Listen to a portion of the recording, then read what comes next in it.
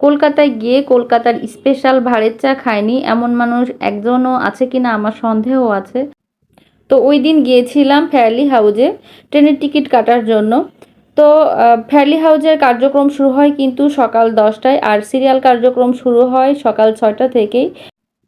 তো ওইখানে দায়িত্বে থাকা পুলিশ দাদাকে সিরিয়ালের খাতায় এন্ট্রি দিয়ে আমরা ভাবছিলাম যে এই 3-4 ঘন্টা আমরা কি করব। তো ফেয়ারলি হাউজের রাস্তার অপোজিটে ফুটপাতে একটা চায়ের দোকান আছে।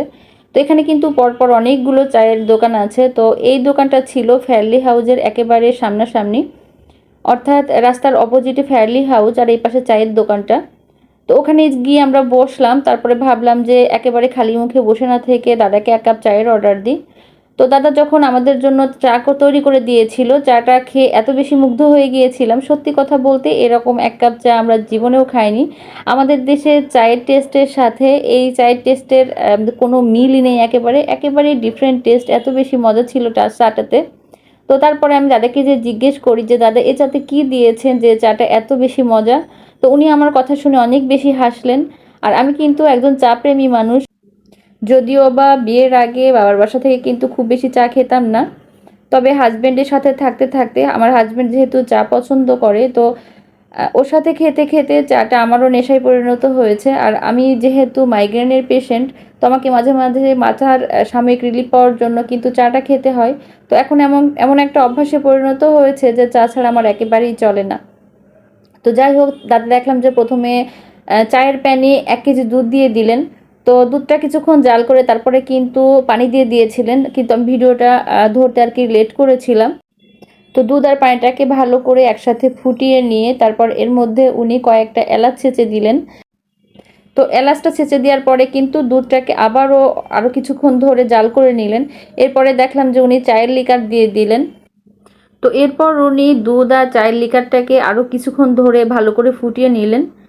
তো তারপর এর মধ্যে চিনি দিয়ে দিলেন। আর নামানোর কিছুক্ষণ আগে আমি দেখলাম যে উনি 1 চিমটি পরিমাণ, বা আমি আসলে পরিমাণটা ঠিক মতো বলতে পারবো না, একটুখানি শুকনা আদার গুঁড়া আর কি দিয়ে দিলেন। তো এই চাটা এত বেশি মজা যে আমি যতই বলবো, চায়ের যতটাই প্রশংসা করব ততই কম হয়ে যাবে। তো আমি কিন্তু কলকাতায় যে কয়দিন থেকেছি, কলকাতার অলিতে গলিতে অনেক জায়গায় ভাঁড়ের চা খেয়েছি, তবে দাদার চায়ের মতো এত বেশি ভালো টেস্টের চা কখনোই খাইনি। তো আপনারা যদি কখনো কলকাতায় যান আর কলকাতায় গিয়ে যদি ফেয়ারলি হাউজে কোনো কারণে যান, কিংবা শুধুমাত্র এই চা খাওয়ার জন্য কিন্তু যেতে পারেন, কারণ এরকম চা আর কলকাতায় কোথাও আছে কিনা আমার সত্যি জানা নেই।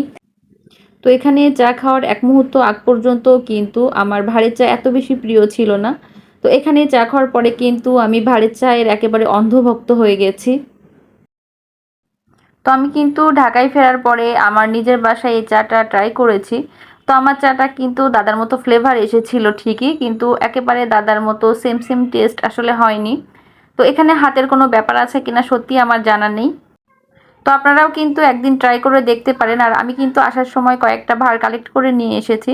তো আজকের ভিডিওটা এ পর্যন্তই ছিল। সবাই ভালো থাকবেন, সুস্থ থাকবেন। আল্লাহ হাফেজ, আসসালামু আলাইকুম।